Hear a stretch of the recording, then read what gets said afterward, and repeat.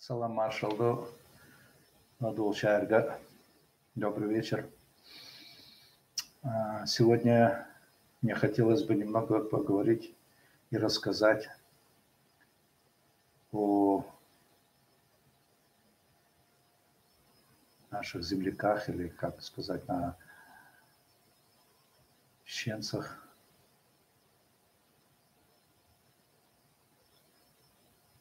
которые участвовали во Второй мировой войне.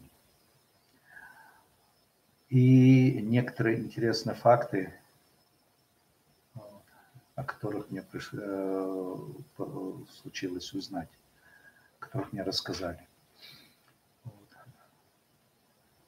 Ну, первый у меня интерес появился, это вопрос, это личный интерес. Я этой темой не занимался. У меня тема была другая. После армии, особенно в армии, у меня интерес к истории появился и после армии. Когда я служил в армии, а служить мне пришлось в городе Грозном, прямо в центре города, там был штаб дивизии, и служил я в батальоне связи. Это радиотелеграфисты. Ну, радиотелеграфистом, конечно, я не был и не стал. Дело в том, что в 70-м году шла смена формы в армии. И меня с республиканского военкомата забрали в эту воинскую часть. Это первый военный городок. На проспекте он был. Он находился сзади театра, где театральный концертный зал. И я когда прибыл, мне сразу сказали, что моя задача это полностью оформить плацы, наглядную агитацию по новой форме одежды советской армии. Начальник штаба был украинец. Я его хорошо помню, потому что он ко мне очень хорошо отнесся. Он узнал, что я чеченец. Он мне сказал, когда никого рядом не будет, будешь называть меня Владимир Борисович. Фамилия его была Карпусь. И спросил у меня, как твое отчество? Я говорю, Руслан Давудович. Я тебя буду Руслан Давудович называть. Твоя задача, он говорит, в кратчайшие сроки полностью эту всю наглядную агитацию это переделать. И все, что тебе необходимо сделать, все, что тебе нужно, мы тебе будем поставлять. Единственное, не проси денег на краски и кисти. Ну, пришлось сделать. Правда же, в первый же день я попал наряд на кухню. После этого, через 2 дня, дело в том, что объем работ был очень большой, потому что там, например, плакаты солдатские и солдатская офицерская форма одежды, это повседневная, полевая и парадная. И эти формы в натуральную величину рисовать на огромных железных листах, это только в одном месте. Красок у них, то, что у них были, мне дали, но краски, конечно, был дефицит. И мне начальник штаба говорит, если мы тебя увольнительно отпустим, ты сможешь что-нибудь найти? Я говорю, у меня дома кое-что есть, потому что я увлекался рисованием, я ходил в художественную студию, занимался в 60-е годы. Я пытался писать и маслом, и акварелью, и гуашью. Конечно, художник я любитель был. И мне буквально через 5-6 дней после призыва мне дали увольнительную, а так как я еще присягу-то, конечно, я не принял. И самое главное, у меня еще нет и парадной формы. И меня завели в коптерку и сказали, выбирай. И я начал подбирать, которая мне подходит. Старая форма одежды, это со стоячим воротником. И мне подошла одна форма парадная, она четко ко мне. Нашли там яловые сапоги мне. В общем, оделся я как дембель, или как в то время говорили, как человек, который уходит на демобилизацию. Одел я. А это форма как раз человека, который собирается демобилизоваться. Оказывается, он ее ушил под себя, все сделал, и она у меня получилась действительно не по уставу.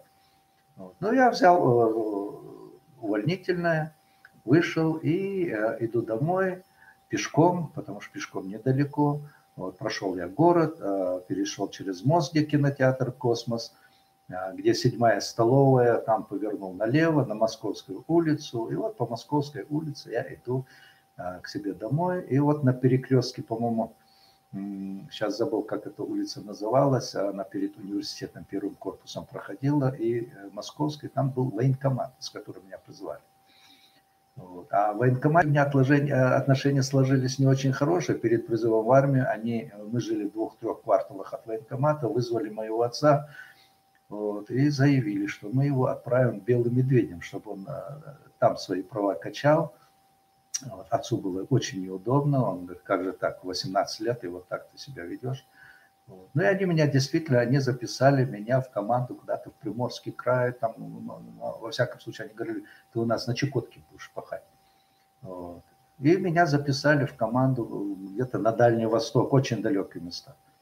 Вот. А тут меня с республиканского военкомата забрали, и я иду в форме, и стоят, это конец мая. Вот. И стоят работники военкомата, там начальник отдела, офицеры, и вот стоит офицер, с которым у меня был скандал. Вот. И он сдалека курит, у него сигарета прилипла к губе, и он удивленно смотрит, я прохожу мимо, вот, кивнул им. Они говорят, слушай, подожди, ты что здесь делаешь? Я говорю, в отпуск приехал. Как в отпуск? Ну, как в отпуск? Я говорю, за хорошую службу. Я говорю, дали в отпуск. Но потом я ему объяснил, что это самое, в центре города, они были удивлены. Но это просто к слову. Вот. Ну, я 2 дня побыл дома, собрал краски, кисти, там знакомых художников, прошелся по мастерским. Вот. И вот я начал эту работу, и в конечном итоге получилось, когда уже, это, кстати, учебная дивизия была в учебной части, вот, а меня постоянно состав поставили, учебно-боевую роту, вот, и каждые полгода экзамены. Ну вот учебки, там 3 роты, они сдают экзамены, выпускаются, там кому сержант звание присваивают и отправляют по всему Советскому Союзу, некоторые в Германию, вот распределяют по частям.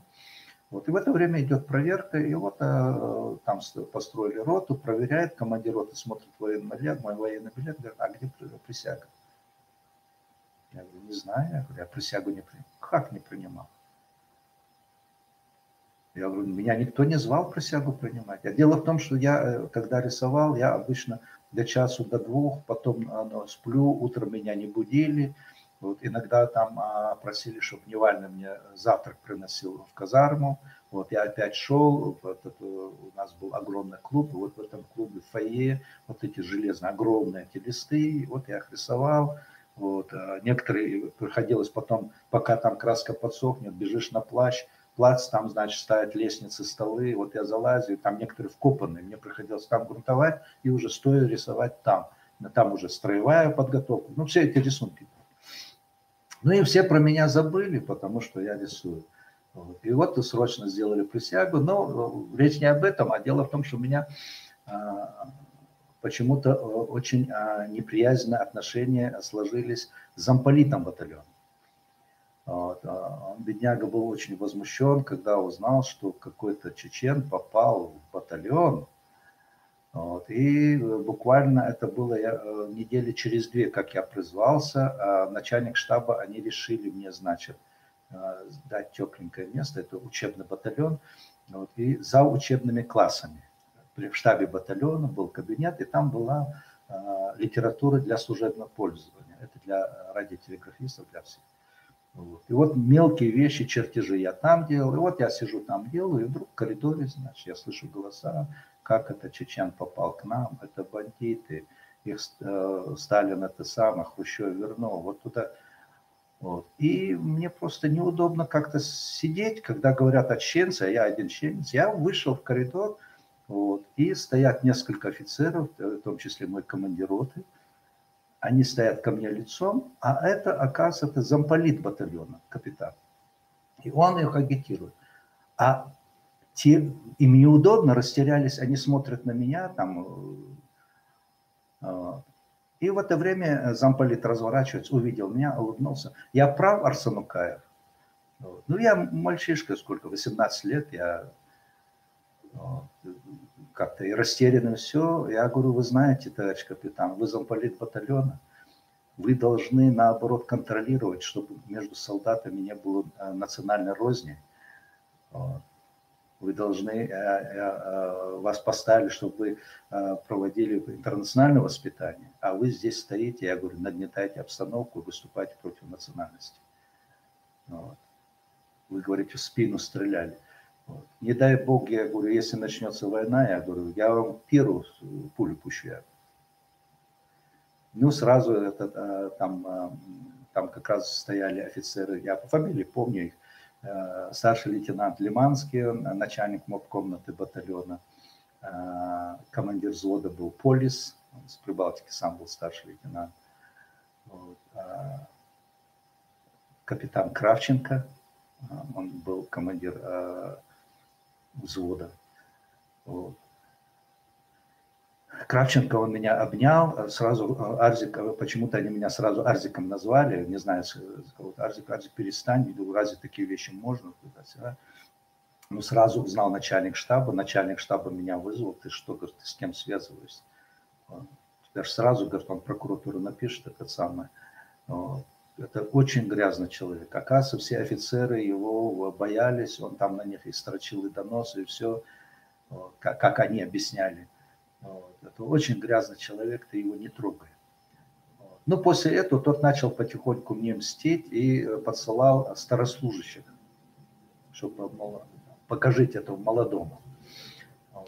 Ну, ко мне, ну, они как раз 1,5 года прослужили, я только начал служить, а это 1,5 года прослужившие, а служили в основном из Ростовской области, очень много были из Краснодарского края.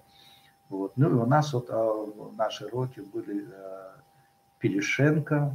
Пелешенко призвался уже за 20 с чем-то лет. Ему уже было, по-моему, лет 25-26. У него еще ребенок уже взрослый. Никифоренко.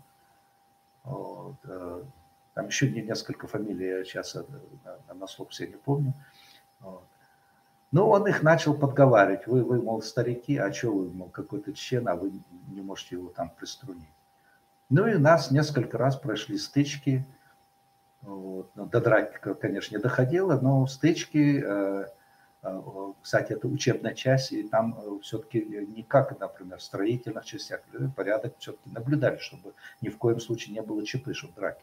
Но все равно пытались как-то повлиять, там старшина срочной службы, он тоже был их призыва, как-то сломать, как-то это самое, на стычке, они идут к командиру роты. Вот он молодой, он на нас драться. Ну, вызывает, значит, командир роты. Вот, и почему на них драться? Я говорю, товарищ старший лейтенант, я говорю, ну вы посмотрите, их 8 человек, все старослужащие. И вы верите, что я полез на них драться, и они еле-еле от меня спаслись? Ну это же, я говорю, несерьезно, вы же сами должны понимать. Вот. В конечном итоге они устроили мне ночью, часа 2 ночи меня разбудил дневально. Вот, и старики тебя, говорит, приглашают в летний парк. Летний парк у нас был как? Это он под охраной, зимний парк, там уже дежурный. Вот, и через зимний парк уже идешь в летний парк. А летний парк, он в тупике, он находился за общежитием медучилища, а с другой стороны была стройка, вот этот дом печати строился, там пустырь. И там бревна лежат, все. Ну, ночью я собрался идти, дневальный, говорит, сам тоже с Ростовской области, моего призыва, он говорит, слушай, ты что, с ума сошел? Там же они, говорят, темные, они даже с других батальонов старики собрались, там, говорит, их человек 15. Я говорю, если я не пойду, подумают, что я испугался. Вот я прихожу туда, смотрю, огоньки в тупике, где-то вот между бревнами, с длинной стеной этих боксов. Вот, там они сидят, и я стараюсь, чтобы сзади не ударили. Вот, и когда к ним подходил, я так поднялся на бревно и по бревну подошел. Вот, ну и что? И пауза, потом говорит, слушай, ты что, пришел? Я говорю, да мы не думали, что ты придешь. Я говорю, почему? Я говорю, что я испугался? Вот, И вот этот Пелешенко, он встал, подошел, говорит: слушай, мы же тебя можем здесь избить. Ну, я говорю, попробуйте, я говорю. То, что я смогу, я сделаю, то, что вы сделаете. Я знаю, что вы можете избить.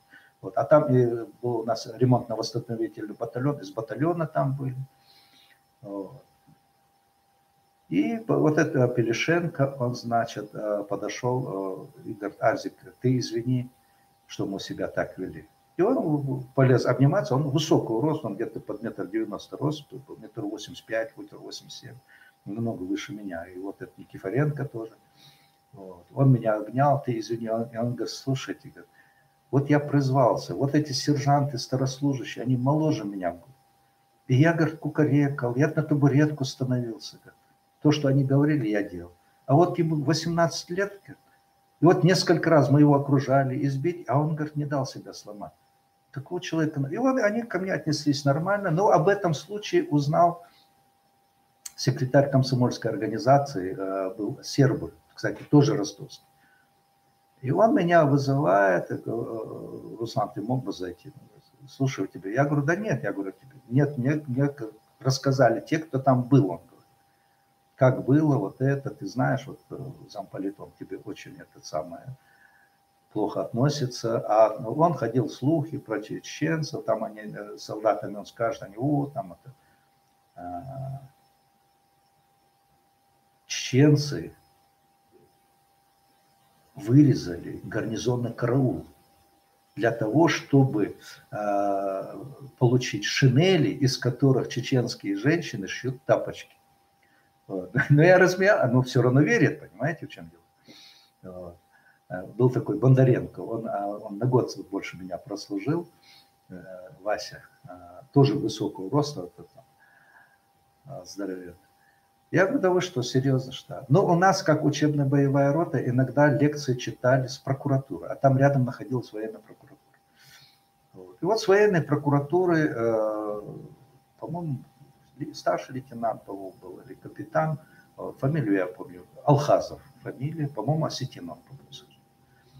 Вот. И он нам читает лекции, сидит вся наша рота, и я его спросил, я говорю, товарищ старший лейтенант, у меня один вопрос, да.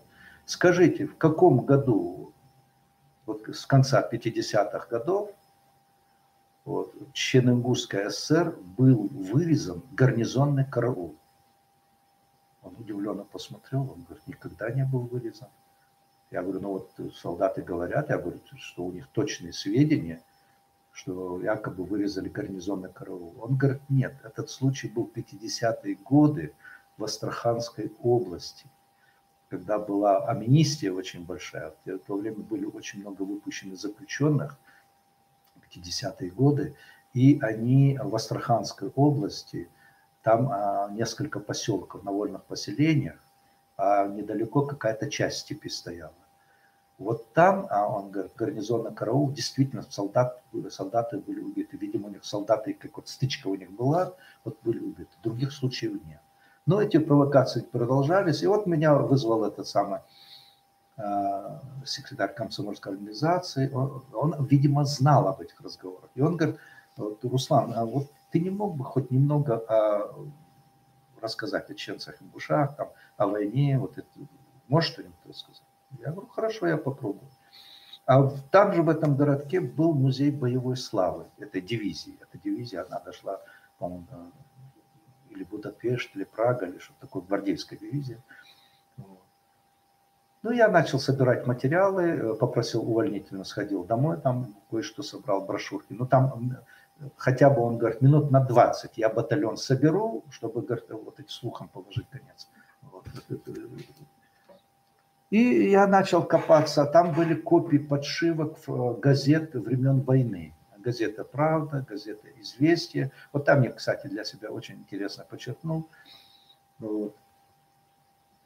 И там прямо из газет я взял материалы, и вот в этот день собрали солдат, вот, батальон, офицеры пришли, кстати, замполит сам здесь, командир батальона тоже зашел. Вот там какой-то день, по-моему, это ноябрьский какой-то день.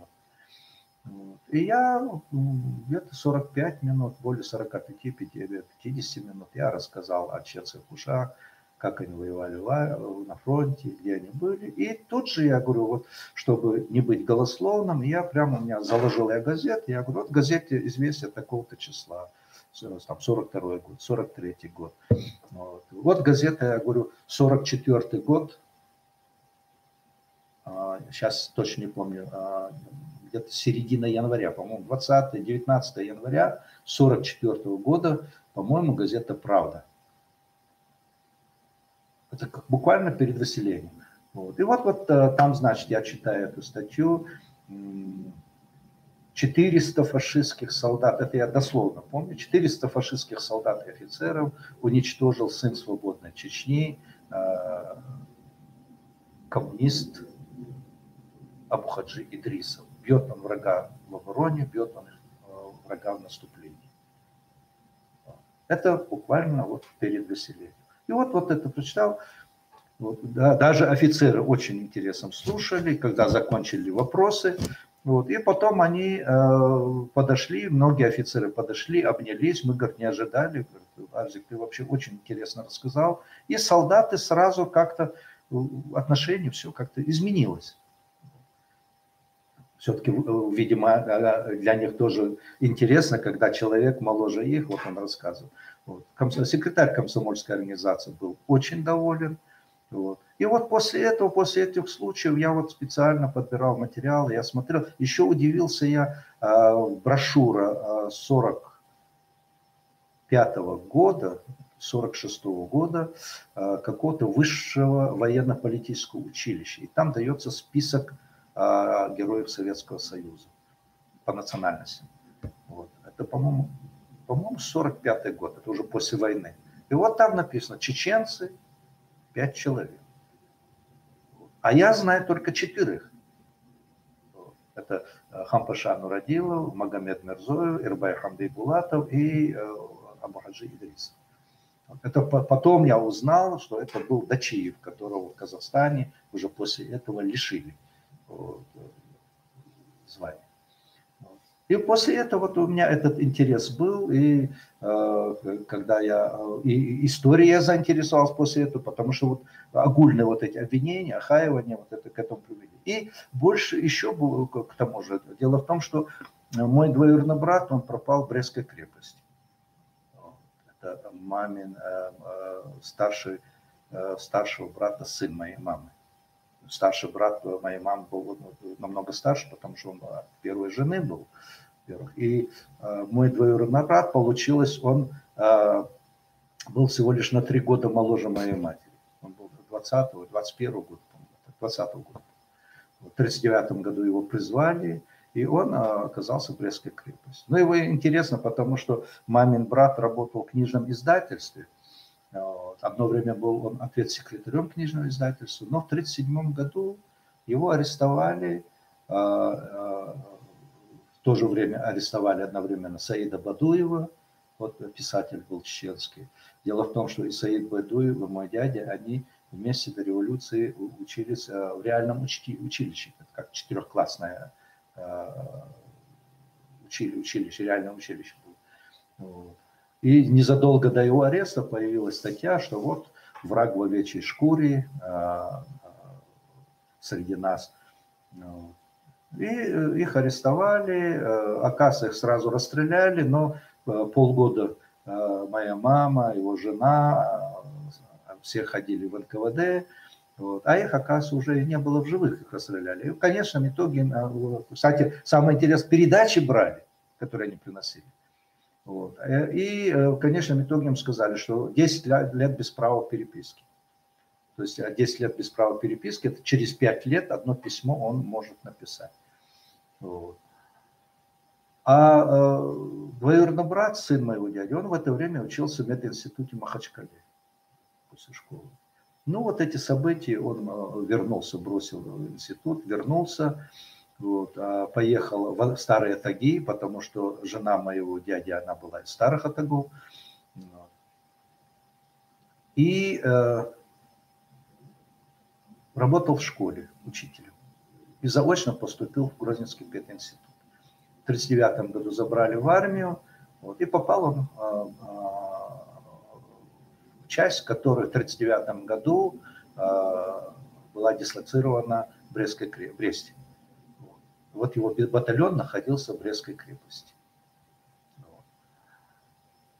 Кроме того, в армию ушло, например, по отцовской линии, вот наши родственники отца, вот, человек 10-11. Из них живыми вернулись 3. Вот. Один из них вернулся в Казахстан, потому что его часть, почти все попали на фронт, все чеченцы, которые с ним были, наши родственники. Вот он один остался в части, приграничный район, по-моему, с Турцией. Они служили сначала в Армении,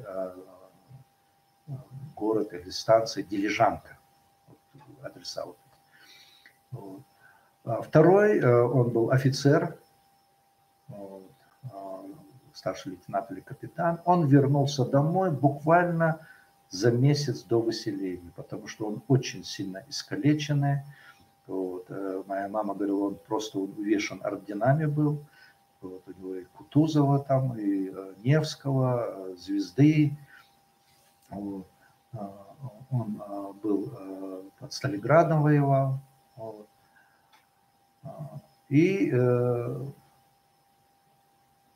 мамин троюродный брат Магомед Юсупов, он попал в плен в 1942 году, он попал на территорию Италии, лагерь. И там, значит, вместе с пленными работали итальянцы. Вот. И он рассказывал, что почему-то итальянцам он очень сильно понравился, они его стали называть Марио, и они как-то ему, видимо, увидели, что можно доверить, и предложили: Марио, ты хочешь сбежать? Он говорит: конечно, я хочу сбежать. Но я один не побегу. Вместе с ним в этом лагере были 2 кавказца, один армянин и один грузин. И он сказал, что я их не оставлю, если хотите, вместе с ними. Ну, в конечном итоге ему обеспечили побег, вот, он сбежал, и до 1945 года он воевал в партизанском отряде имени Артура Карпетина. И, кстати, там он был командиром отряда в этом партизанском отряде, Магомед Юсупов. После 1945 года вернулся, у него были документы, потом музей, у нас в музей забрали, партизаны Италии. Этот документ является пропуском по всей территории Италии. Итальянский народ всегда будет вам благодарен. Ну, вот такой типа перевод с итальянского. Вот. Но он в республику не вернулся, потому что в республике отношение было даже к участникам войны чеченцам, ингушам не очень хорошее. Вот. Он остался в Казахстане, он в Алмате. Вот. И я помню, что в начале 80-х, в 81-82 году историк был у нас Абдулла Вацуев, который занимался как раз вопросами Отечественной войны. Вот. И он о нем написал статью, и главный редактор Грозненского рабочего, по-моему, Безуглый, он отказался печатать. Как, почему? Он говорит, а может, он после войны вел себя не очень хорошо. Вот. Тогда Абдулла Вацуев написал на имя предприятия, где работал Магомед Юсупов. Вот. И парторг этого предприятия и директор, они огромную статью прислали, великолепно, очень хорошо написано, потому что с 45 или 46 года он работал на этом предприятии, уже даже на пенсии он оставался там работать. Вот после этого Безуглый опубликовал фотографию Магомеда Юсупова среди итальянских партизан, а там их группа, его отряд стоит, и среди них эти грузин и армянин, его земляки. И с маленькой аннотацией, 2 строчки. То есть об этом нельзя было писать по указанию обкома партии, было так, разрешалось, значит, передачи делать это. Костяк были Хампаша Нурадилов, Ахмед Мальсагов, Маташ Мазаев, там 2-3 человека. Вот каждый праздник, только говорили о них, остальных как-то старались не писать и не говорить. Вот. И он вернулся домой уже после смерти. Когда он умер, его привезли и похоронили в Старой Сонже. Это был мамин троюродный брат. Вот. Остальные на фронте без вести пропавшие. Как и вот мой двоюродный брат по матери, они пропали без вести.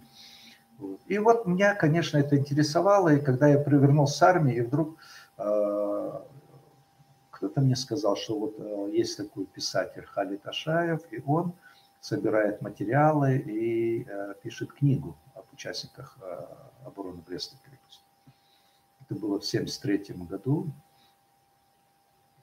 Я не помню, кто мне помог, познакомил с Халидом Ашаевым. Ну, он, конечно, очень старый человек, он еще до революции учился, по-моему, в лесном институте каком-то в Петербурге, или как в Петрограде. Вот. Я встретился с ним, пришел к нему, и он мне показывает рукописи, что он собирал. Вот я сказал о своем двоюродном брате. Он говорит, да, говорит, у меня есть о нем тоже, потому что в Брестской крепости, из тех, кто был в Брестской крепости, в живых остался, по-моему, Мухади, он сказал имя, он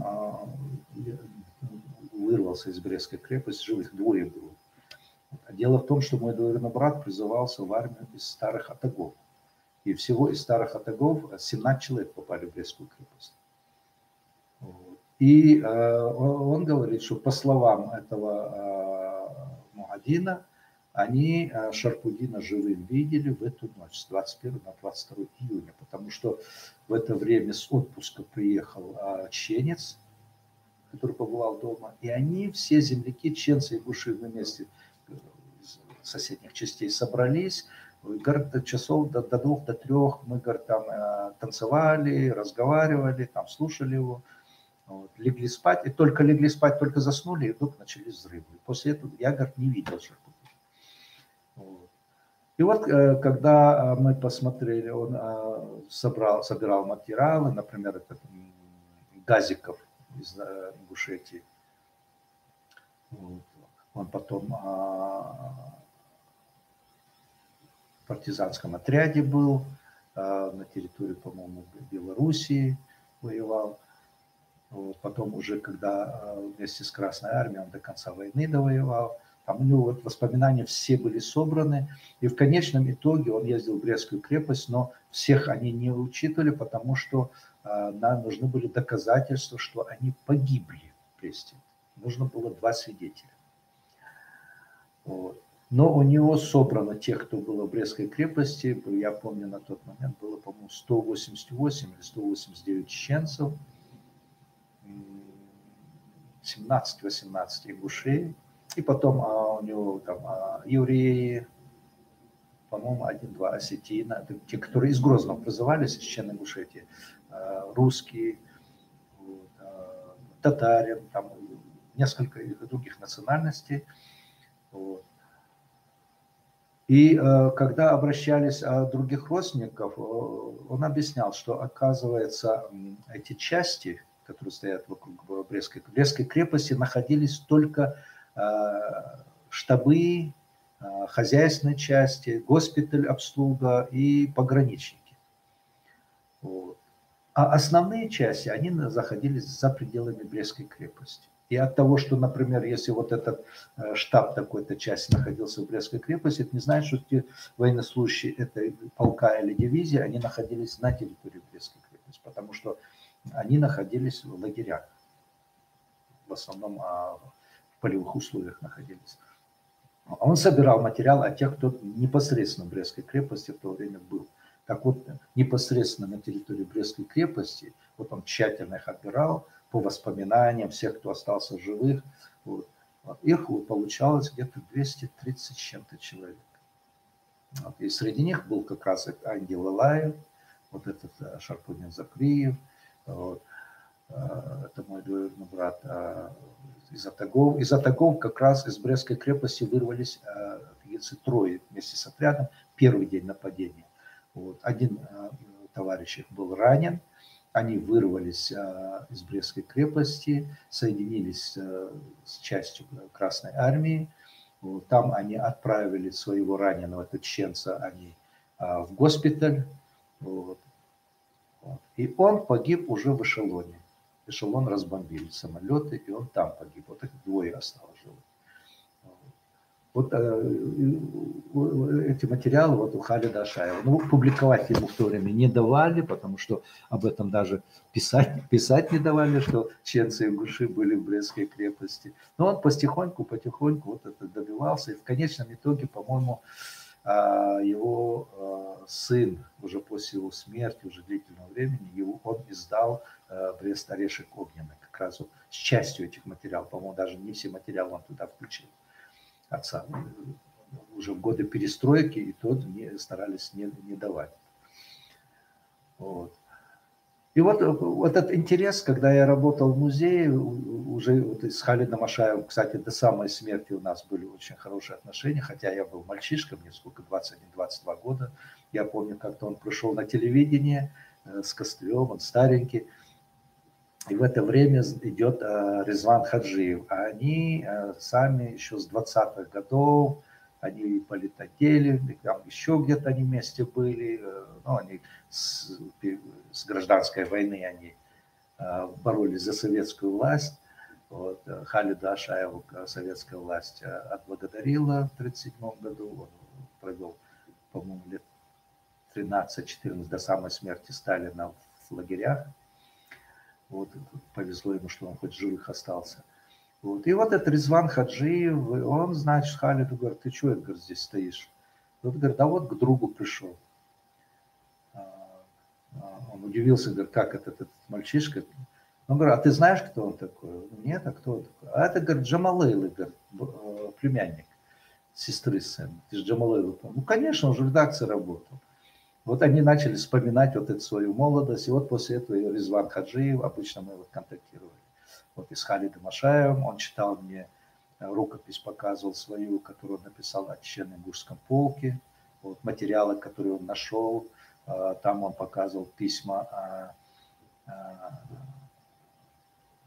военных, которые служили в частях, находившихся по соседству, вот оборону они держали с Чечено-Ингушским полком, вот этих представителях, отщенцах, вот материалы. Вот этот интерес у меня пошел, и когда я был в музее, я старался вот стариков вот этих встретить, как-то связаться с ними. И вот однажды приходит в музей, в Малгобеке создавался музей боевой славы. Там обычно ежегодно собирались ветераны частей, которые отступали до Малгобека, обороняли его, и потом уже ушли в наступление на запад. Вот. И директором этого музея был Чербижев. И вот однажды приходит Чербижев, я уже не был завотделом дореволюционной истории, был завотделом охраны памятников. Он зашел ко мне, он говорит: Руслан, ты знаешь, вот здесь совет ветеранов какой-то дивизии, генерал какой-то русский, он несколько раз, говорит, обращался ко мне, чтобы я разыскал, он хочет узнать судьбу своего друга и однополчанина. Вот. И он привез копии газет фронтовых, это значит, там было это 43-й год, письма с малой земли, там вот такой, типа, там списки награжденных, вот эти награды, вот среди них он награжден. Вот. И он говорит: вот его фамилия Хахаев Чомпор, вот, ему было в 43-м году где-то 20 лет, по-моему, 19-20 лет, мальчишка, артиллерист, старший лейтенант. Вот. А этот генерал, он в то время тоже был где-то капитан, видимо, офицер. Вот. И он, говорит, его разыскивает. И он принес его письмо. И вот этот генерал, он пишет, что вот я уже долгие годы ищу моего фронтового товарища Чомпора Хахаева. Вот. Я хотел бы узнать его судьбу. Вот. Он был 2 раза представлен к званию Героя Советского Союза. Вот. Получил ли он это звание? Вот. Есть ли у него родственники, если его нет живых? Вот. И он говорит: я обращаюсь, никак не могу найти. Ну, я начал искать. в конечном итоге я узнал, что он из селения Гелдеген. Торин по-русски назывался «Новая жизнь». И я всем знакомым, всем передавал, я просил узнать вот о нем. Вот. И, видимо, передали, пришел его сын вместе со своим родственником. Вот. Он говорит, отец умер, он умер в 61 году еще, в 60-м, 61-м, ну, мальчишка у него. Вот. И он говорит, с нашего села несколько человек вот так умерли. Вот. Дело в том, что очень много чеченцев и ингушей, фронтовиков, которые вернулись из Казахстана, вот именно в этот период, 59, 60, 61 год, очень много умерли. Вот. Видимо, вот это, то, что они воевали вот на фронте, вот, проливали кровь за Родину, и вот Родина их, значит, выкинула. Они в Казахстане, когда приехали в Казахстан, у многих родственники умерли, многих родственников не было, некоторые вообще родственников потеряли. Вот. И когда восстановили республику, у них всплеск эмоций, они обрадовались, они вернутся, что наконец-то Родина оценит их деятельность, они вернулись, а к ним отношение в лучшем случае такое пустопорожнее, как к пустому месту. И, видимо, вот это психологическое вот это состояние, вот нервное, вот у них многие вот сердечные вот это приступы 42 или 43 года, в чем Пархахаев умер, 41 год ему был. И вот он принес его эти книжки наградные, ну, некоторые, он говорит, в детстве я растерял, вот. Ну, было там, значит, где-то 4, по-моему, ордена, 3 медали, 3 благодарности от Верховного Главнокомандующего. Вот. И когда я сравнил газеты, которые этот генерал прислал, копии, где наградные, вот, там, значит, среди тех наград, которые он мне принес, не было ордена Боевого Красного Знамени, который в 1943 году дали, и еще одной награды среди этих не было. То есть получалось где-то 7 орденов. Я написал письмо, архив Подольский от имени музея, вот, что хотели бы получить материалы. Где-то месяца через 3-4 пришел ответ, что архив на такие запросы ответы не дает.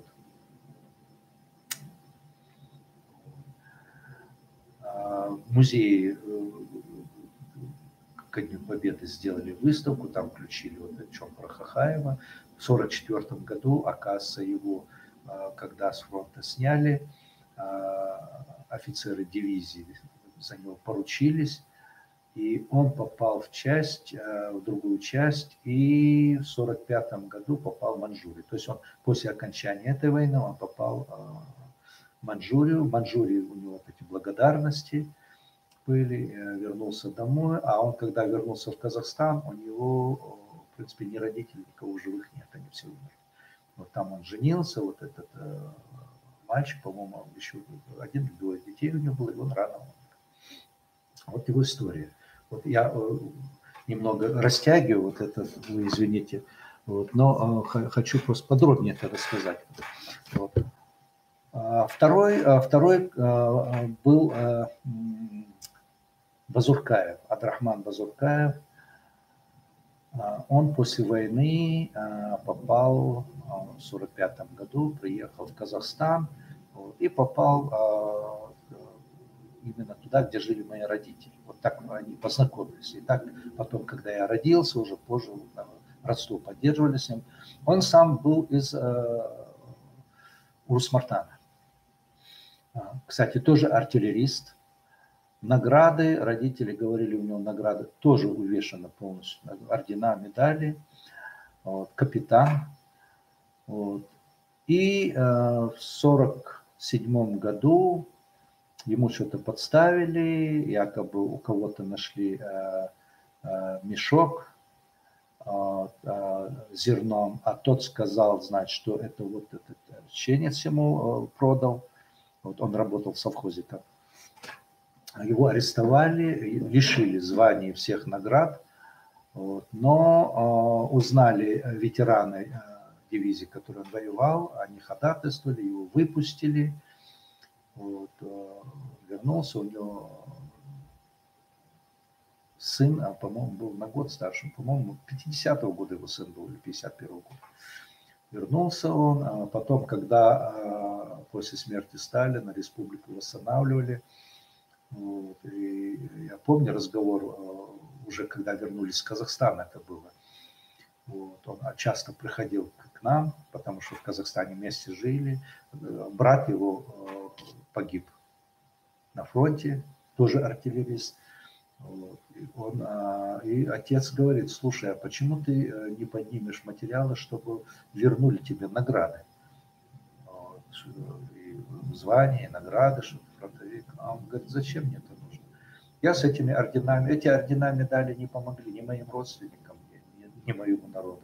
А зачем мне они сейчас нужны? Единственная моя цель сейчас — это найти могилу брата и побывать на ней. Естественно, он тоже, когда увидел ситуацию в Грозном, какое отношение к чеченцам, даже фронтовикам, вот, естественно, у него настроение было не очень хорошее. Вот. Последний раз уже он рано умер, в конце концов он нашел могилу, он поехал на Украину, где погиб его брат, где он был похоронен в братской могиле. Он побывал там, и когда он вернулся, он пришел к нам. Он был уже болезненный очень, без настроения. Он намного моложе отца моего был очень. Моложе даже матери моей. Вот. Он сказал: все, говорит, я, говорит, свою задачу сделал. Я, говорит, должен был побывать на могиле брата. Я, говорит, побывал на могиле, вот, помолился там. Вот. Теперь, говорит, меня ничего не держит. Очень упадническое настроение, конечно. Вот. И он вскоре умер. Вот у него были сын старше меня и дочь. И жена, по-моему, Берлан звали. Второй случай. Третий случай — это когда я был в музее в 84-85 году. Там смотритель музея, русская женщина, пенсионерка. Она мне говорит: Руслан, здесь дедушка, говорит, какой-то пришел, он тебя спрашивает. Я говорю: хорошо, вышел. И стоит очень высокого роста, даже взрослый человек, но на голову выше меня. Вот. И он мне говорит по-чеченски: я вот ищу Руслана Арсенукаева. Я говорю: я Руслан Арсенукаев. Вы пошли ко мне в кабинет. Вот. Я как раз согрел чай, сидим чай пьем. Он говорит: мне о тебе говорили, я к тебе пришел. И разговорились. Он, оказывается, живет в совхозе Аргунский, он жил. Фамилия Вазирханов или Вазарханов. Имя я, к сожалению, сейчас забыл. У меня они все записаны были во время войны. Эти записи все, в основном многие у меня погибли. Вот. Он вернулся с фронта в 1945 году в Казахстан. Он был тяжело контужен под Будапештом. Он рассказал свою историю. В 1941 году их в основном многие, говорят, добровольцы мы были, говорят, в этом эшелоне у нас было чуть больше 200 человек, чеченцев. Уже на территории Украины, говорят, эшелон разбомбили. Вот первые, говорят, жертвы были, говорят, среди, говорят, солдат, которые еще не доехали до фронта, и погибшие были и среди чеченцев. После этого, вот эту всю войну он прошел, под Будапештом, он говорит, со мной осталось 2 чеченцев из тех. Вот. И вот под Будапештом они пошли в разведку, он, вот эти 2 чеченцев, еще несколько солдат других национальностей. Вот. И из них в живых остался он, тяжело контуженный. Когда его подобрали, у него из ушей текла кровь. Он говорит, просто случайно, говорит, я живой остался, контуженный. Он долго в госпиталях, у него очень много наград было. Вот. И лежал в госпиталях, ему сделали аппарат слуховой. Вот. И Казахстан, когда он приехал, начал искать родственников, а в живых нет. Только в дальней родственники. И он говорит, я, говорит, полностью забыл, говорит, о том, что я контужен, все. Я просто вспомнил, говорит, вот эти годы войны,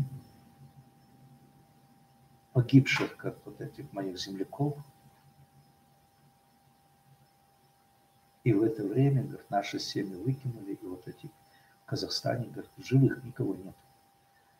Вот. Ну, я, говорит, женился, у меня, говорит, дети, семья.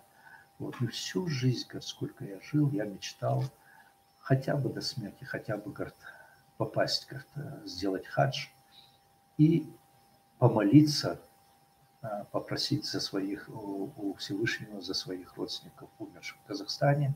Вот, некоторых и могил не было в Казахстане. Вот. И вот, говорит, я, говорит, во многие места обращался, вот я пришел к тебе. Вот. Я говорю, ну я-то, говорю, сотрудник всего лишь, у меня в руках нет. Вот мне, говорит, из Чечен-Аула Шааран Ахмадов, тоже фронтовик, участник войны, он мне сказал, вот ты помогал, вот, потом, значит, Умар, сейчас фамилию не помню, из совхоза Аргунский, вот, что ты стараешься помочь, ты Шаарану помог телефон ему, чтобы провели, вот, и, может быть, ты, говорит, сможешь помочь. Ну, он, как говорится, утопающий за соломинку. Я обратился в архив, опять архив материалы не дает. И вот тогда в Грозненской сельской газете работал журналист, такому я вам рассказал, он мне говорит, если ты поставишь бутылку, вот, я, говорит, постараюсь, говорит, тебе помочь. Ну, давай. Я говорю, конечно, поставлю. А там рядом находился Грозненский военкомат, и там майор один из России, недавно переведенный. Вот, и он подошел к нему и сказал, вот, обмою дело, я поставлю, помоги, вот этот фронтовик. Дали материалы, вот, и Подольский архив прислал материалы на военкомат сразу же. Вот.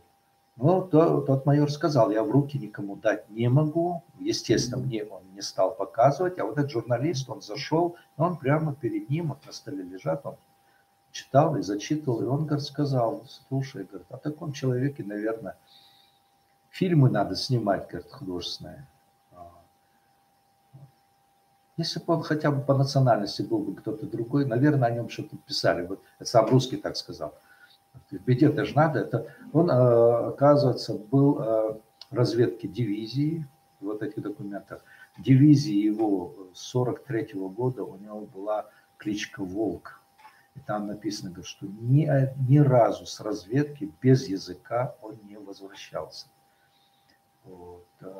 Бесстрашный, храбрый. В общем, там, говорит, такие эпитеты описываются. Вот это. Но награды, тот удивился, что за такие можно награды более высокие давать. Вот. И вот он мне это рассказал, и в Грозненской сельской газете он написал статью о нем, потому что еще хорошо, что он же Грозненский сельский район, это совхоз Аргунский.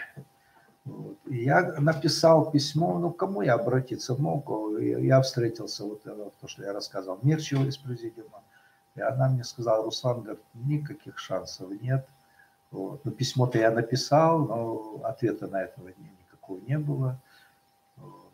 И когда он пришел в музей, я ему объяснил, что вот такая ситуация никак невозможно, никто на это не ответит. Я ему письма дал еще, что под своим именем я ему подготовил в Москву, чтобы он отправил, но никто не заинтересовался его письмами, его службой, его боевым путем.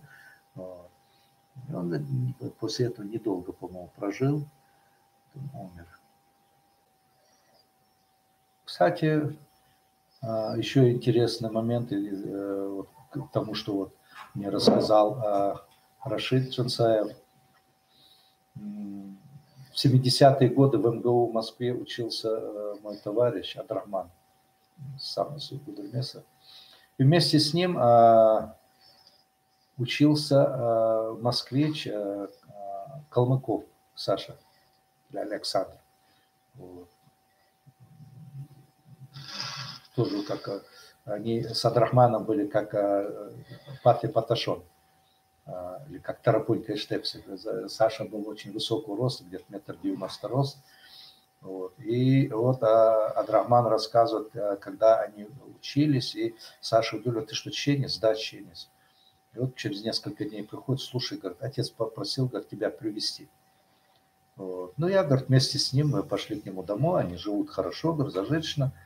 Вот. А по разговору я, говорит, знаю, что его отец очень долгое время служил в НКВД.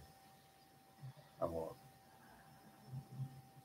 И вот я когда пришел, этот отец очень доброжелательно принял, а я, говорит, думаю, там НКВДшник, вот он принял, говорит, очень доброжелательно, сели за стол. И он говорит, мне, говорит, вот Саша сказал, чеченец, мне очень интересно было тебя увидеть. Вот. Он говорит, ты знаешь, я очень много чеченцев видел. Вот. Когда после Сталинградской битвы восстанавливали Сталинград, он, оказывается, там был каким-то чином в НКВД в Сталинграде. Вот. И вот он, говорит, сказал, говорит, я своими глазами видел, там, говорит, работали немецкие военнопленные и чеченцы. Немцев, говорит, хоть кормили нормально, а ваши, наверное, под каждой шпалой лежит чеченец. Они умирали, говорит, как самые, когда выселяли, говорит, там некоторые, которых с фронта сняли, а некоторые, которые выселяли, видимо, как на рабочие команды или куда-то забрали. И просто, говорит, я до сих пор это вспоминаю. Когда Саша сказал, что чеченец, говорит, я вспомнил вот эти события, говорит, вот, и я, говорит, Саша сказал, вот с ним можешь дружить, потому что я их видел, говорит, как они друг другу помогают, хотя они умирают в таком тяжелом положении. Вот. Ну, если бы я был бы, я бы уточнял бы, расспрашивал, Абдрахман он не стал детали расспрашивать. Он говорит, ну, по разговору, может быть, говорит, они, некоторые были, которые снялись с фронтов, чеченцы. Вот, их просто решили использовать последний раз. Вот. А с этим Сашей уже, когда я ездил в командировки, иногда гостиницы, там трудности были, он всегда, по-моему, Октябрьский райотдел в Москве был. Вот. Он всегда от райотдела брал бумагу, чтобы гостиницу, номер выбить. Там с гостиницами тяжело, особенно для тех, таких людей, как я, которые на зарплату живут. Вот. И он всегда помогал с гостиницей. Вот такие случаи, вот когда вспоминаю, их, кстати, очень много можно было бы рассказать. Например, кстати, у Жансаевых, у них один дядя попал в плен, брат отца, как они рассказывали, был на территории Италии, потом, видимо, он или сбежал, или как-то, но в 1945 году он встречался с итальянкой, у них родилась девочка, вот, но его забрали, потому что советские представители его не оставили, как же так, чеченца еще оставить там, бывшего советского солдата. Вернули домой, у него семья, дети, вот, вернулись из Казахстана, вот. И его, как бывший военнопленный, конечно, говорит, на работу куда-то идти ему тяжело было, говорит, он там перебивался в совхозе. Вот. И уже перестройка в конце 80-х годов, и вдруг, оказывается, разыскивают. Кто разыскивает? Итальянка разыскивает. Вот. И вот у них связь наладили. Оказывается, вот эта итальянка, она больше замуж не выходила. Она с дочерью жила, они там зажиточно жили. И дочери она постоянно говорила, вот фотографии, видимо, у них были, что вот отец чеченец. Вот. И вот в конце 80-х годов вот, они нашли контакт, и она пригласила своих братьев в гости в Италию. Все-таки у них общий отец. Вот. И он говорит, и вот они поехали, говорит, чтобы познакомиться, говорит, со своей сестрой по отцу. Вот. Я к чему это вспоминаю? Когда со старшими разговаривали, вот вернулся с фронта в 1945 году, вернулся в 1946 году. Вот. А в 1944 году почти никого нет. Хотя в 1944 году с фронта сняли почти всех чеченцев. Вот. Единственное, оставались те, которые там командир дивизии, кто-то поручился под свою ответственность. Ну, вот, например, этот Маулат Исаитов, которого Героя Советского Союза восстановили уже после его смерти, он, за него поручился генерал-лейтенант Брикель, командующий корпусом, который его знал еще с военного училища кавалерийского.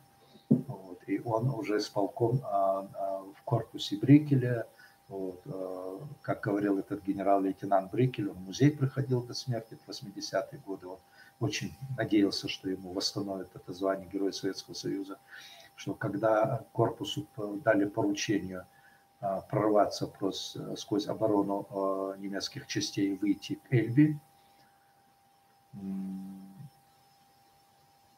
и Брикель сказал, что да, у меня есть такой человек, и я, говорит, могу организовать. И когда его командующий армией спросил, кто, он заявил, вот у меня Молла Висаитов, командир полка, он сможет это сделать. Вот. И когда тот узнал, что он чеченец, он сказал, ты хочешь меня подвести под статью. Вот. И Брикель под свою ответственность, вот, он сказал, я головой отвечаю за него. Вот. И Молла Висаитов, ему придали, значит, как кавалерийскому полку еще дополнительно там батальон танков, там артиллерии дополнительно. Вот и Брикель говорит, что он прорвал линию фронта, более 100 километров прошел, вышел к Таргаву, и первый из советских войск, его полк, встретился с американскими частями, которые подошли раньше. Это дивизия под командованием американского генерала Боллинга. И они встретились под Таргау на Эльбе. Об этом у Исаитова никогда не говорят. Вот фамилию его заместителя называют. И по предложению американской стороны Эйзенхауэра Молладу Исаитову дали высший американский командный орден, по-моему, Легион чести получил. А с советской стороны его представили к званию Героя Советского Союза, представили как командира полка Моллада Исаитова, командующего корпусом Брикеля, заместителя Исаитова, по-моему, сейчас не помню фамилию, Звягинц или как. Вот, 4 человек. Вот из этих 4 человек Моллада Исаитова вычеркнули, вот, золотую звезду не заслужит, но почему-то дали высший орден Ленина, ему дали, а золотую звезду вычеркнули. И вот после этого Брикель, он постоянно добивался восстановления, но ему никак не удавалось. Он до самой смерти ездил, приходил в музей, встречи с ним были, Брикелем. И уже потом, уже когда Моллад Исаитов умер, уже в 1985 году, по-моему, в то время еще жив, он болел, Моллад Исаитов. Была встреча на Эльбе, 40-летие. Вот, там присутствовал бывший заместитель Исаитова, замкомандира полка. Вот, и там возник вопрос у американцев о Исаитове. Вот. И на этой встрече был редактор «Красной звезды» московской. И вот когда о Молладе Исаитове разговор, вот, он заинтересовался, а кто такой Моллад Исаитов, и ему рассказали, что Моллад Исаитов как раз командир этого полка был. Вот. И он поднял этот вопрос, он опубликовал в «Красной звезде», вот, поднял он до политбюро, вот, что человек заслужил, и его лишили звания Героя Советского Союза. Вот, и ему вынесено решение, ему вернуть звание Героя Советского Союза, золотую звезду. Но он, правда, уже к тому времени он умер, его уже нет.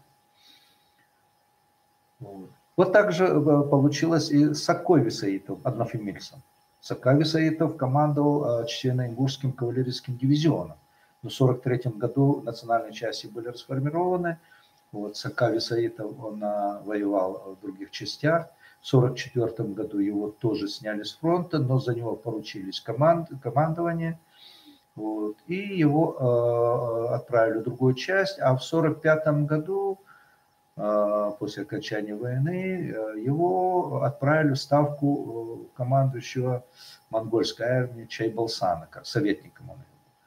Вот. Тоже был представлен, но ему тоже золотую звезду ему вычеркнули, орден Ленина дали. И таких людей много. Например, был человек, который часто мы с ним встречались, это Алихан Мальсагов. Он музей боевой славы Назрани создавал.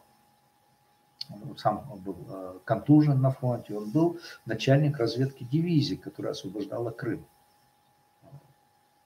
Ну, он получал и медали, и ордена, но высшего ордена ему тоже не дали, потому что национальность неподходящая. Вот. И вот когда он приходил в музей, обычно ко мне в кабинет, и он рассказывал, как относится к Подольске. Он как ветеран войны, он выбил, значит, от обкома партии направление в Подольск работать. И там полковник, начальник отдела, увидев его документы, сказали: а здесь ваших нет. Вот. И это возмутило очень страшно. Он говорит, я, говорит, уже не сдержался, говорит, я, говорит, полностью выплеснул. Он пошел к министру обороны на прием, там еще другие места, те извинились, но частичные материалы ему стали давать. Подобный случай, например, был Абдулла Вацуев, который из обкома по направлению поехал в Подольск, вот, и он попросил материалы Ингиноева, полного кавалера орденов славы. И вдруг начальник ему заявляет, а он не чеченец. Ну, Абдулла Вацуев говорит, я сказал, а мне разницы нет, я, говорит, ищу всех земляков, говорит, которые с Чечено-Ингушетии.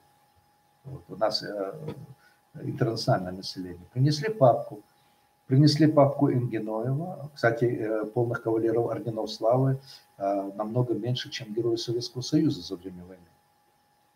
Вот. И вот там интересно, у него орден славы 3-й степени Ингиноев, адрес, все, и чеченец. Это 43-й. Дальше уже орден славы 2-й степени, национальность пропущена. Дальше орден славы 1-й степени Ингиноев, значит, Грозненская область, русский. То есть командир, зная, кто он понял, что могут не дать орден, и он решил изменить национальность. И вот именно вот что я говорю, те, кто до конца войны воевали, они все вернулись. А вот тех, которые в 1944 году, их почти нет, хотя многих в 1944 году сняли. И вот в 80-е годы я был в селении Брагуны, Гудермесского района. Вот. И материалы для музея искал, быта, этнографии. И в селении Брагуны вечером уже стемнело. Вот я первый раз в этом селении, я раньше там не был. И этот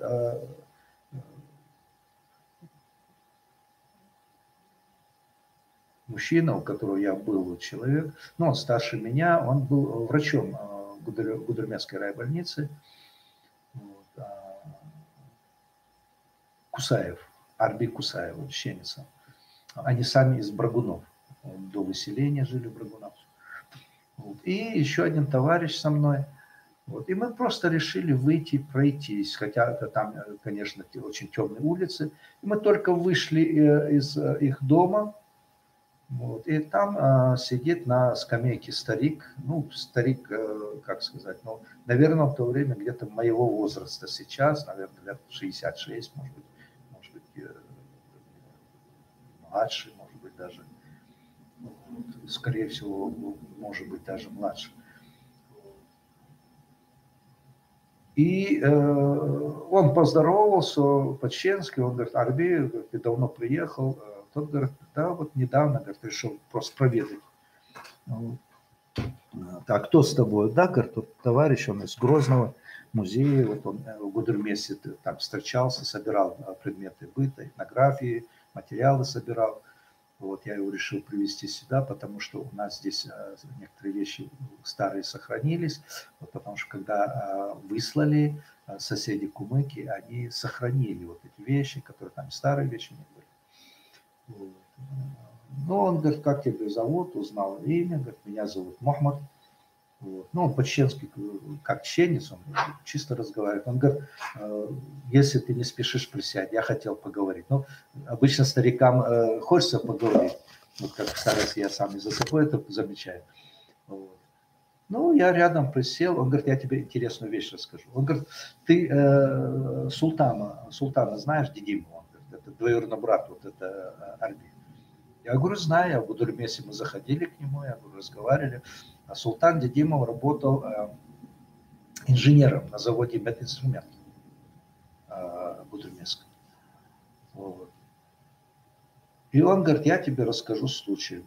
Я, говорит, вместе с отцом Султана Дидимова призывался в армию перед войной. Вот. Но мы вместе учились, говорит, там в каком-то училище они учились в Будурмесе. Вот. И у Султана Дидимова мать чеченка. То есть не у Султана, а у Султана отца. И у Мухаммада, он говорит, у меня, говорит, и мать чеченка, и мать моего отца, говорит, чеченка. И мы, говорит, учились в училище, вот документы, говорит, у нас, говорит, красноармейские книжки, говорит, национальность чеченец. Призвались в армию, говорит, уже, говорит, ждем, говорит, когда демобилизация, тут началась война. И вот всю войну они прошли, говорит, у нас ни одного тяжелого ранения не было, нормально, все. Вот. И вдруг 23 февраля рано утром, говорит, командир вызывает. Вызывает командира, мы заходим, и он говорит, оружие все сдать, вы откомандировываетесь, вот документы готовы в тыл. А в чем дело? Я не знаю. Но он, говорит, очень хмурое такое лицо, вот, вы видите в тыл. Ну, мы, говорит, даже, говорит, несколько обрадовались, потому что все-таки какой-то перерыв, значит, какое-то время мы будем живы, не надо беспокоиться. Вот. И выехали, говорит, и буквально, говорит, в этот же вечер, это уже где-то в территории Московской области,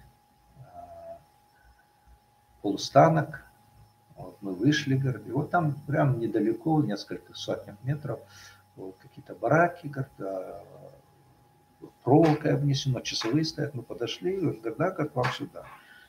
Вот. Я, говорит, удивился, потому что колючей проволокой обнесено, как-то странно, и часовые стоят. Вот. И мы зашли туда, говорит, нас, говорит, оформили, все, и я, говорит, Султану говорю, слушай, странно, почему-то все чеченцы и ингуши здесь. Вот. Дело в том, что национальные части уже не формируются. Притом, он говорит, это все не рядовые, а сержанты и офицеры, командиры. Вот. Они оба были сержантами. Вот. Ну, говорит, встретили, говорит, там знакомых, как раз по училищу, по Будурмесскому району, с Натеревичного района, обрадовались, говорит, разговаривал. Вот. Я опять, говорит, Султану, говорит, вечером сказал, Султан, по-моему, что-то нехорошее. Я не знаю, что-то чувствую, предчувствую я. Надо нам пойти сказать, что мы кумыки. А он говорит, нет, какой разговор, я не буду национальность менять, они все с наградами, ты видишь, говорит, медали, ордена, говорит, увешанные стоят, это же фронтовики все. Что может быть? Ну, я, говорит, хочу пойти. И я, говорит, на второй день, это где-то, не на второй, это где-то 26 числа, 25-26 числа. Я, говорит, заявление написал, и вот или 25-26 числа меня, говорит, вызвали, вот, на машине повезли, говорит, какой-то город, он, говорит, так, ехали, говорит, порядочно. Вот, там, значит, меня, говорит, посадили в комендатуру, куда-то посадили его, и сказали, мы сделаем запрос. Я, говорит, провел там где-то около 2 недель. Вот, пришел ответ, меня вызвали, сказали, да, действительно, уже там, говорит, я понял, мне сказали, говорит, что чеченцы ингушей выслали, только там, говорит, я узнал. Вот. Да, говорит, вот ваши родственники прислали, говорит, документы, военкомат оттуда прислал, что вы кумык, вот мы вам новые документы выдадим, вот, и вы отправляетесь в другую часть, которая готовится к отправке на фронт. Меня отправили, говорит, в эту часть, и уже где-то в начале мая вот, на эшелоне нас отправили на фронт, и именно этот Полустанок, поезд остановился, говорит, минут на 15-20. Вот. Я, говорит, посмотрел со стороны, вижу, говорит, бараки разрушены, забор уже, никого там нет, заброшенный вид. И там, говорит, женщины обычно стояли, они там в банках эти соленья, варенье, там грибы, грибочки. Вот. И я, говорит, спросил, говорит, бабушка, вы не знаете, куда девались эти люди? Вот. И она говорит, да, не, говорит, или в конце февраля, в начале марта, ночью, говорит, на эшелонах, на Урал куда-то, говорит, ушли. И она махнула рукой на восток, говорит, эшелон туда ушел. Вот. Ну, я, говорит, не стал беспокоиться, подумал, что, ну, вот, наверное, султан, отец султана, он живым вернется, все-таки не на войне. Мне, говорит, и в голову не приходило, что может плохое случиться. Вот. Он попал на фронт, довоевал в 1945 году. Я, говорит, пишу письма, и мне присылают, говорит, что о султане, отце султана ничего не известно.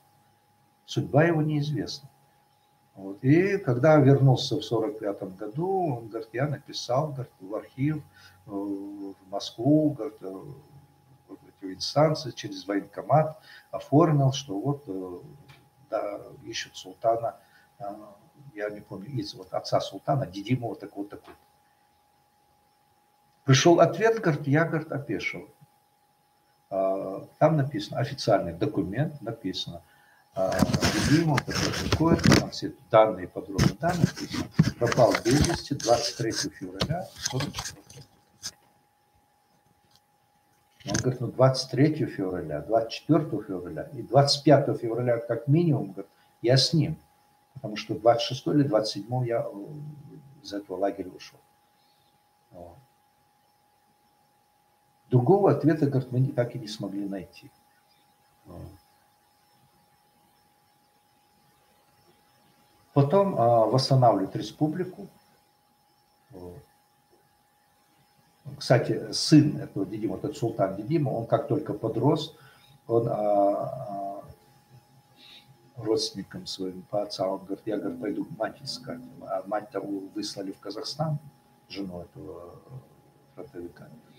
Вот. И султан Дидимов, подросток, он уехал в Казахстан, они переписывались, уже знаем где. Оказывается, тоже беспокоилась, присылала письма, а что, какая судьба мужа, есть весточки. Вот. И он вместе с родственниками матери с Казахстана вернулся. Вот. И в это время начали возвращаться чеченцы. И этот Магомед, он говорит, я начал искать родственников тех, кого я встретил в этом лагере. Это 20 с чем-то человек. И вот что удивительно, говорит, я вместе с ними, мы, говорит, отправляли письма, и у всех, кто был со мной в лагере, это 20 с чем-то человек, всем пришел ответ. Пропал без вести 23 февраля 1944 года. То есть получается, в принципе, что если и не все, но из всех знакомых ни один живой не вернулся. Все они пропали, говорит, задним числом.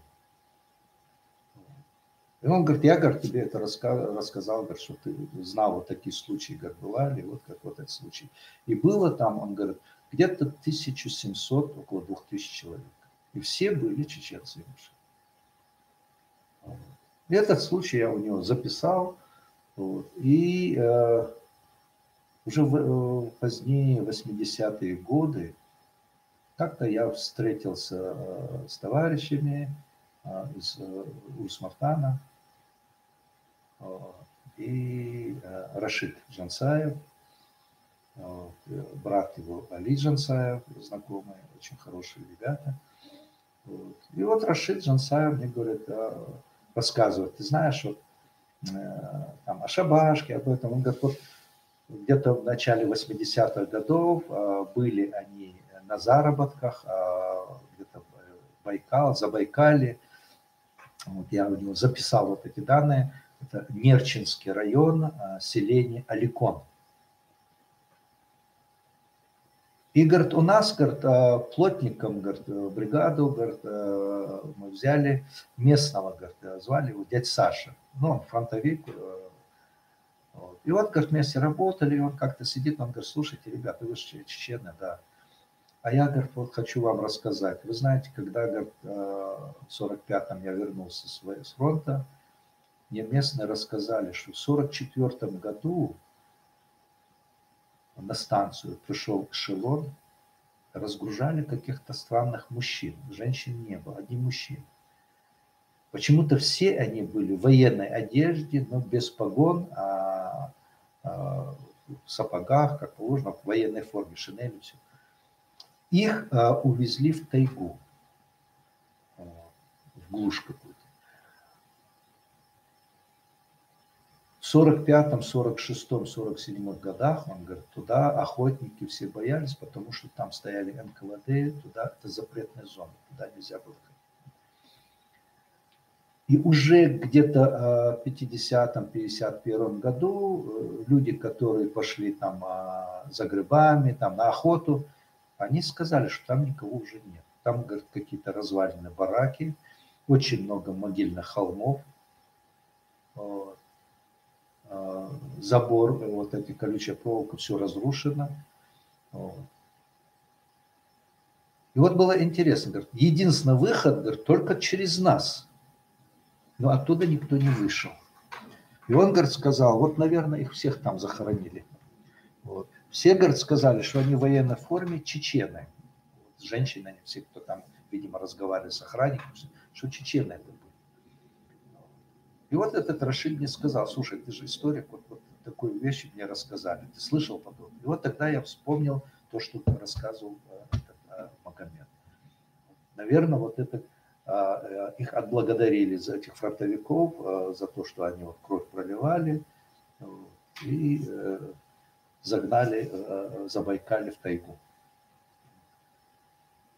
Вот такие случаи. Ну, это, конечно, не очень приятно, не очень интересно, не очень хороший, но это все равно, это и история, потому что тысячи людей, наверное, долго ждали, когда вернутся их родственники. Например, моя мама, она, вот мой двоюродный брат, он был пропавший без вести в Брестской крепости. Она даже в 70-е годы, у нее надежда не покидала ее. Может, он жил где-то, а может, за границей где-то. И потом у нее, в конце концов, уже к концу 70-х, 80-е, вот я помню, ее сестра, вот эта Тамара, они вместе сидели. Да нет, если бы он был живой, хотя бы весточку дал.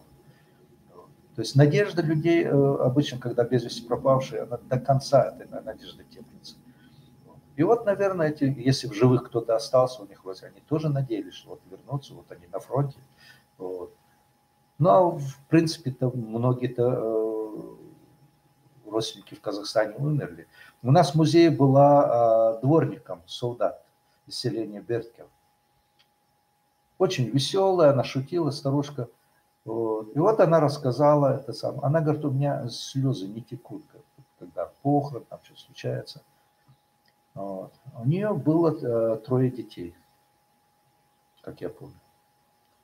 Муж на фронт ушел. В 1944 году выслали. Выслали в Восточный Казахстан. Она говорит, люди умирали и землю копать не могли. Говорит, промерзла земля. Вот старались камнями, чем-то, вот что попалось, вот заложить. Вот. И к 1945 году все 3 детей умерли. Она похоронила. Вот. После войны с фронта вернулся муж. Он разыскал меня, говорит, пришел. А я, говорит, плакать не могу, говорит. Вот. Я ему сказала, говорит, я не смогла сохранить детей.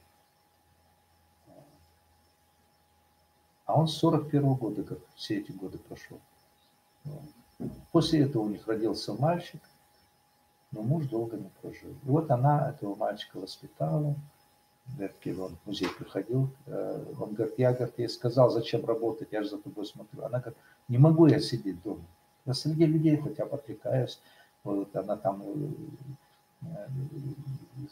люди из Берлигела, они говорили, она когда собирается на работу, она всем спрашивает, кому что привезти. И вот она хлеб купит, там в селе же не всегда хлеб в магазинах бывает. Хлеб, там то, что они заказали, сахар, вот она нагружалась и ехала брать. Просто пока мы живы, вот помнить о том, что вот случилось, как это было, вот, как пропадали все люди. Просто эта история. Спасибо за внимание. Всего самого хорошего. Дай Бог, чтобы больше у нас это не повторялось и не было, хотя, конечно, мы тоже